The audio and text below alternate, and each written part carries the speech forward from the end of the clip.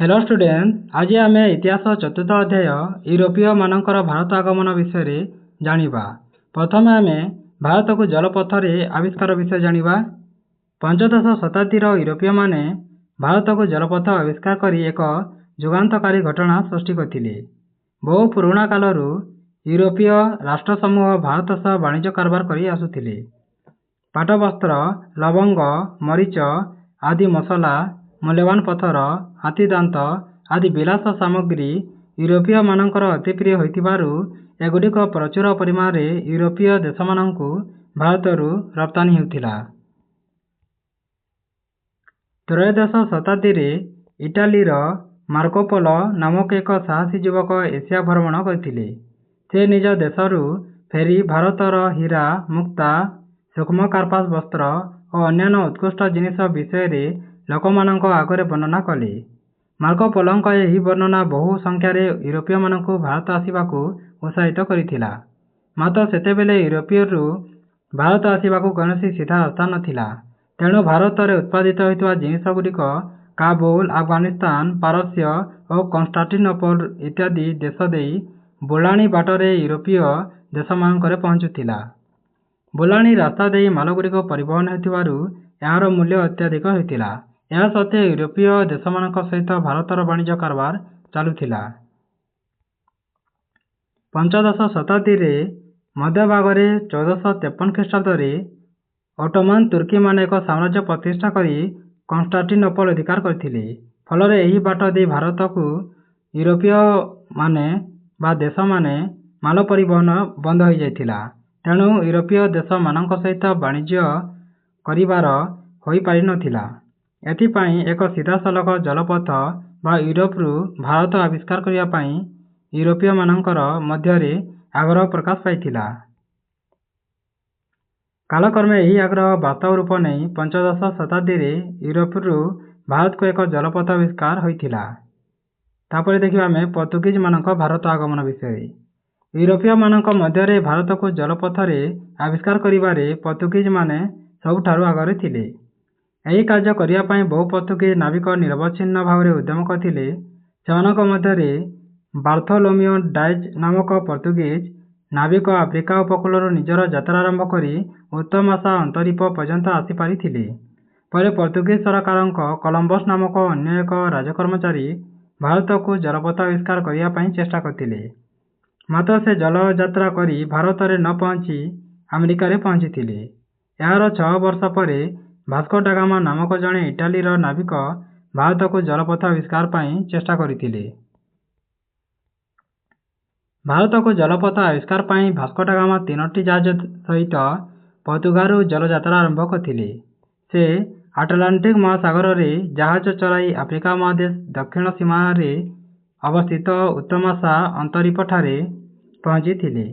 यापर भारत महासागर दे जलयात्रा करी 1498 ख्रीष्टाब्द रे भारतर पश्चिम उपकूल कालिकट नामक स्थान रे पहुंची। या फल भारत को जलपथ आविष्कार होइतिला। सेतेबेले कालिकटू जामोरिन नामक हिंदू राजा शासन करुथिले। से भास्को डा गामा को आतिथेयत प्रदान करी बंधुत्वपूर्ण व्यवहार करथिले। राजा जामोरिन भास्को डा गामा को वाणिज्य करिया पाई अनुमति देथिले। भास्को डा गामा को जलयात्रार उद्देश्य सफल होइतिला। या फल भारत और यूरोप मध्य वाणिज्य जोगाजोग स्थापित हो पारिथिला। तमे जानिछ कि भास्को डा गामा समुद्र पथ दे पोर्तुगाल राजधानी लिस्बन को फेरिबा बेले 4टी जहाज और 170 जन लोकंकु हराइथिले। तांको सांगरे मात्र 54 जन लोक निज देश को फेरी पारिथिले। तापर आमे देखिबा पोर्तुगीज माने। भास्को डा गामा कालिकट रे 6 मास रही अनेक मसलाजात द्रव्य जहाज रे भर्ती करी पोर्तुगाल फेरी 1469 ख्रीष्टाब्द रे लिस्बन ठारे पहुंचीथिले। से पोर्तुगीज राज दरबार रे भारत और यूरोपीय जिनिसर चाहिदा विषय प्रकाश करथिले। फलरे भारत रे वाणिज्य व्यवसाय करिया पाई पोर्तुगीज माने उत्साहित होइतिले। फलरे 1500 ख्रीष्टाब्द मार्च मासरे पेड्रो आलभारेज काब्रेल नामक जणे नाविक 13 खंड वाणिज्य तरी सह लिस्बन ठारू भारत अभिमुखे जलयात्रा करी सेप्टेम्बर मासरे भारत पहुंचीथिले। किंतु राजा जामोरिन को सह तांको मतभेद हेबारु से कालिकट छाड़ी कोचिन ठारे आश्रय नेथिले। ତୁମେ ଜାଣିଛ କି ଭାରତରେ ପର୍ତ୍ତୁଗୀଜ ଗଭର୍ଣ୍ଣରମାନେ 3 ବର୍ଷ ପାଇଁ ନିଯୁକ୍ତି ପାଉଥିଲେ। ଫ୍ରାନ୍ସିସ୍କୋ ଡି ଆଲମିଡା ପର୍ତ୍ତୁଗୀଜ ମାନଙ୍କର ପ୍ରଥମ ଗଭର୍ଣ୍ଣର ଥିଲେ। ଆଲବୁକର୍କଙ୍କୁ ପର୍ତ୍ତୁଗୀଜ ଇତିହାସରେ କାଲାଇଭଙ୍କ ସ୍ଥାନ ଦିଆଯାଇଥାଏ। ତାପରେ ଆମେ ଆଗକୁ ଦେଖିବା 1502 ଖ୍ରୀଷ୍ଟାବ୍ଦରେ ଭାସ୍କୋ ଡା ଗାମା ପୁଣି କାଲିକଟରେ ପହଞ୍ଚିଥିଲେ। ଜାମୋରିନଙ୍କ ଅନୁମତି କ୍ରମେ କାଲିକଟ ଠାରେ ଏକ ବାଣିଜ୍ୟ କୋଠି ନିର୍ମାଣ ହୋଇଥିଲା। 1500 ଖ୍ରୀଷ୍ଟାବ୍ଦରୁ 1505 ପର୍ଯ୍ୟନ୍ତ ପର୍ତ୍ତୁଗୀଜ ଓ ଆରବମାନଙ୍କ ମଧ୍ୟରେ ଯୁଦ୍ଧ ଲାଗି ରହିଥିଲା। ଶେଷରେ ଆରବ ବଣିକମାନଙ୍କ ପ୍ରଭାବ ଲୋପ ପାଇ ମାଲାବାର ଉପକୂଳରେ ପର୍ତ୍ତୁଗୀଜଙ୍କ ପ୍ରାଧାନ୍ୟ ପ୍ରତିଷ୍ଠିତ ହୋଇପାରିଥିଲା। ପରବର୍ତ୍ତୀ ସମୟରେ ପର୍ତ୍ତୁଗାଲ ରାଜାଙ୍କ ଦ୍ୱାରା ପର୍ତ୍ତୁଗୀଜ ବାଣିଜ୍ୟ ପ୍ରତିଷ୍ଠାନ ପରିଚାଳନା ପାଇଁ ଗଭର୍ଣ୍ଣରମାନେ ନିଯୁକ୍ତି ହୋଇଥିଲେ। ଭାରତରେ ପର୍ତ୍ତୁଗୀଜ ଗଭର୍ଣ୍ଣର ପଦବୀରେ ନିଯୁକ୍ତି ପାଇଥିବା ବ୍ୟକ୍ତିମାନଙ୍କ ମଧ୍ୟରେ ଆଲବୁକର୍କ ଶ୍ରେଷ୍ଠ ଥିଲେ। ସେ ବିଜାପୁର ସୁଲତାନ ମାନଙ୍କଠାରୁ ଗୋଆ ବନ୍ଦର ଅଧିକାର କରିଥିଲେ। ପରବର୍ତ୍ତୀ ଗଭର୍ଣ୍ଣରମାନଙ୍କ ଶାସନ କାଳରେ ଡିଉ, ଡାମନ, ସାଲସେଟ ବେସିନ, ବମ୍ବେ ଓ ବଙ୍ଗ ଦେଶର ହୁଗୁଲି ପ୍ରଭୃତି ସ୍ଥାନରେ ଅଧିକାର କରିଥିଲେ। ସେମାନେ ପ୍ରାୟ 100 ବର୍ଷ ଧରି ବାଣିଜ୍ୟ ବ୍ୟବସାୟ କ୍ଷେତ୍ରରେ ପ୍ରଭାବ ବିସ୍ତାର କରିଥିଲେ। ମାତ୍ର ଅଷ୍ଟାଦଶ ଶତାବ୍ଦୀ ବେଳକୁ ଭାରତର ବାଣିଜ୍ୟ କ୍ଷେତ୍ରରେ ପର୍ତ୍ତୁଗୀଜ ମାନଙ୍କ ପ୍ରଭାବ ଲୋପ ପାଇଯାଇଥିଲା। ତାପରେ ଦେଖିବା ଆମେ ଡଚ୍ ବା ଓଲନ୍ଦାଜ ମାନଙ୍କୁ। 16ଶ ଶତାବ୍ଦୀର ଶେଷ ଭାଗରେ ହଲାଣ୍ଡ ଦେଶର ଆଦିବାସୀ ବା ଡଚ୍ ମାନେ ଭାରତକୁ ବାଣିଜ୍ୟ କରିବାକୁ ଆସିଥିଲେ। 1602 ଖ୍ରୀଷ୍ଟାବ୍ଦରେ ସେମାନେ ଡଚ୍ ଇଷ୍ଟ ଇଣ୍ଡିଆ କମ୍ପାନୀ ନାମକ ଏକ ବାଣିଜ୍ୟ ସଂସ୍ଥା ଗଠନ କରିଥିଲେ। ଭାରତ ଓ ଦକ୍ଷିଣ ପୂର୍ବ ଏସିଆରୁ ଗରମ ମସଲା ଆମଦାନୀ କରିବା ସେମାନଙ୍କର ପ୍ରଧାନ ଉଦ୍ଦେଶ୍ୟ ଥିଲା। ଡଚ୍ ମାନେ ପର୍ତ୍ତୁଗୀଜ ମାନଙ୍କୁ ପରାସ୍ତ କରି ସେମାନଙ୍କ ଅଧୀନସ୍ଥ ଅନେକ ଅଞ୍ଚଳ ଅଧିକାର କରିଥିଲେ। ସେମାନେ ଗୁଜରାଟ, କରମଣ୍ଡଳ ଉପକୂଳ, ବଙ୍ଗ, ବିହାର ଆଦି ଅଞ୍ଚଳରେ ବାଣିଜ୍ୟ କୋଠିମାନ ସ୍ଥାପନ କରିଥିଲେ। ଏହା ବ୍ୟତୀତ ମଛଲିପଟ୍ଟନମ, ସୁରତ, କାସିମ ବଜାର, କୋଚିନ ଓ ବାଲେଶ୍ୱର ଇତ୍ୟାଦି ସ୍ଥାନମାନଙ୍କରେ ବାଣିଜ୍ୟ କେନ୍ଦ୍ରମାନ ସ୍ଥାପନ କରିଥିଲେ। ଭାରତକୁ ଇଂରେଜମାନେ ଆସିଲା ପରେ ଡଚ୍ ମାନେ ପ୍ରବଳ ପ୍ରତିରୋଧର ସମ୍ମୁଖୀନ ହୋଇଥିଲେ। ପରିଶେଷରେ ସେମାନେ ଇଂରେଜ ଓ ଫରାସୀମାନଙ୍କୁ ପ୍ରତିରୋଧ କରିନପାରି ଭାରତ ତ୍ୟାଗ କରି ଜାଭା, ସୁମାତ୍ରା ଓ ମାଲୟ ଦ୍ୱୀପପୁଞ୍ଜରେ ବାଣିଜ୍ୟ କାରବାର କରିଥିଲେ। ଏମାନଙ୍କ ବ୍ୟତୀତ ଡେନମାର୍କ ଦେଶର ଆଦିବାସୀ ବା ଦିନାମାରମାନେ ବଙ୍ଗ ଦେଶର ଶ୍ରୀରାମପୁରଠାରେ ବାଣିଜ୍ୟ କୋଠିମାନ ସ୍ଥାପନ କରି ବିଭିନ୍ନ ପ୍ରକାର ବ୍ୟବସାୟ କରିଥିଲେ।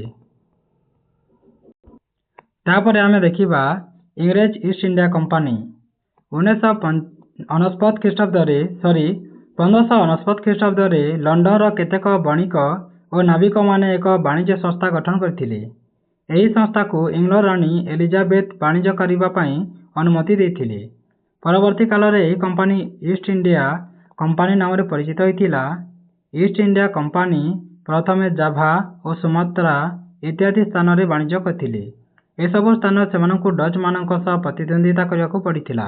ତେଣୁ ସେମାନେ ଭାରତରେ ବାଣିଜ୍ୟ କରିବା ପାଇଁ ଆଗ୍ରହୀ ହୋଇଥିଲେ। ଏହି କାର୍ଯ୍ୟ ପାଇଁ ସେ ସମୟରେ ଭାରତରେ ଶାସନ କରୁଥିବା ମୋଗଲ ସମ୍ରାଟ ଜାହାଙ୍ଗୀରଙ୍କ ଦରବାରରୁ ଇଂରେଜମାନେ କ୍ୟାପ୍ଟେନ ହକିନ୍ସଙ୍କୁ ପଠାଇଥିଲେ। ଜାହାଙ୍ଗୀର ଅତ୍ୟନ୍ତ ଖୁସି ହୋଇ ଇଂରେଜମାନଙ୍କୁ ସୁରଟ ଠାରେ ବାଣିଜ୍ୟ କୋଠି ନିର୍ମାଣ କରିବା ପାଇଁ ସୁଯୋଗ ଦେଇଥିଲେ। ମାତ୍ର ପର୍ତ୍ତୁଗୀଜ ମାନଙ୍କ ଷଡ଼ଯନ୍ତ୍ର ଯୋଗୁଁ ହକିନ୍ସ କୌଣସି ବାଣିଜ୍ୟ ସୁବିଧା ହାସଲ ନକରି ଇଂଲଣ୍ଡକୁ ଫେରି ଯାଇଥିଲେ। ପ୍ରଥମ ଜେମ୍ସ ସାର ଟମାସରୋ ନାମକ ଏକ ବିଚକ୍ଷଣ ରାଜଦୂତଙ୍କୁ ଜାହାଙ୍ଗୀରଙ୍କ ଦରବାରକୁ ପଠାଇ ଅନେକ ବାଣିଜ୍ୟ ସୁବିଧା ହାସଲ କରିଥିଲେ। ସେ 1619 ଖ୍ରୀଷ୍ଟାବ୍ଦରେ ଭାରତରୁ ବିଦାୟ ନେବା ବେଳକୁ ଆଗ୍ରା, ଅହମ୍ମଦାବାଦ, ସୁରଟ ଇତ୍ୟାଦି ସ୍ଥାନରେ ବାଣିଜ୍ୟ କୋଠିମାନ ସ୍ଥାପିତ ହୋଇପାରିଥିଲା। ଏହାପରେ ଇଂରେଜମାନେ ଭାରତର ଦକ୍ଷିଣ ପୂର୍ବ ଉପକୂଳରେ ବାଣିଜ୍ୟ କୋଠି ନିର୍ମାଣ ପାଇଁ ଉଦ୍ୟମ କରିଥିଲେ। ଫଳରେ ଗୋଲମୁଣ୍ଡା ରାଜ୍ୟର ମୁଖ୍ୟ ପୋତାଶ୍ରୟ ମଛଲିପଟ୍ଟନମ, ବମ୍ବେ, ବଙ୍ଗ ଦେଶରୁ ସୁଲତାନଟି ଓ ଓଡ଼ିଶାର ବାଲେଶ୍ୱରଠାରେ ଇଂରେଜମାନେ ବାଣିଜ୍ୟ କୋଠିମାନ ନିର୍ମାଣ କରିଥିଲେ। ଏହିପରି ଭାବରେ ଇଂରେଜମାନେ ସେମାନଙ୍କର ବାଣିଜ୍ୟର ପ୍ରସାର ଘଟାଇ ପରବର୍ତ୍ତୀ ସମୟରେ ଭାରତୀୟ ରାଜନୀତିରେ ହସ୍ତକ୍ଷେପ କରିଥିଲେ। ତୁମେ ଜାଣିଛ କି ଇଂଲଣ୍ଡର ରାଜା ଦ୍ୱିତୀୟ ଚାର୍ଲସ ପର୍ତ୍ତୁଗାଲର ରାଜକନ୍ୟା କାଥେରାଇନଙ୍କୁ ବିବାହ କରି ବମ୍ବେରୁ ଯୌତୁକ ରୂପେ ପାଇଥିଲେ। 1717 ଖ୍ରୀଷ୍ଟାବ୍ଦରେ ମୋଗଲ ସମ୍ରାଟ ଫାରୁକ ସୟାର ବଙ୍ଗ ଦେଶରେ ବାଣିଜ୍ୟ କରିବାକୁ ଇଂରେଜମାନଙ୍କୁ କେତେକ ସ୍ୱତନ୍ତ୍ର ସୁବିଧା ଦେଇଥିଲେ।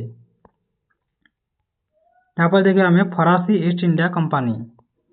ପର୍ତ୍ତୁଗୀଜ, ଡଚ୍ ଓ ଇଂରେଜମାନଙ୍କ ଆସିବାର ବହୁ ବର୍ଷ ପରେ ଫରାସୀମାନେ ବାଣିଜ୍ୟ କରିବା ପାଇଁ ଭାରତକୁ ଆସିଥିଲେ। ସେମାନେ ଭାରତକୁ ଆସି 1664 ଖ୍ରୀଷ୍ଟାବ୍ଦରେ ଫରାସୀ ଇଷ୍ଟ ଇଣ୍ଡିଆ କମ୍ପାନୀ ଗଠନ କରିଥିଲେ। ପ୍ରାଚ୍ୟ ଦେଶମାନଙ୍କ ସହ ବାଣିଜ୍ୟ କାରବାର କରିବା ଏହି ସଂସ୍ଥାର ମୁଖ୍ୟ ଉଦ୍ଦେଶ୍ୟ ଥିଲା। ପରବର୍ତ୍ତୀ ସମୟରେ 1668 ଖ୍ରୀଷ୍ଟାବ୍ଦରେ କେତେକ ଫରାସୀ ବଣିକ ସୁରାଟଠାରେ ବାଣିଜ୍ୟ କୋଠି ନିର୍ମାଣ କରିଥିଲେ।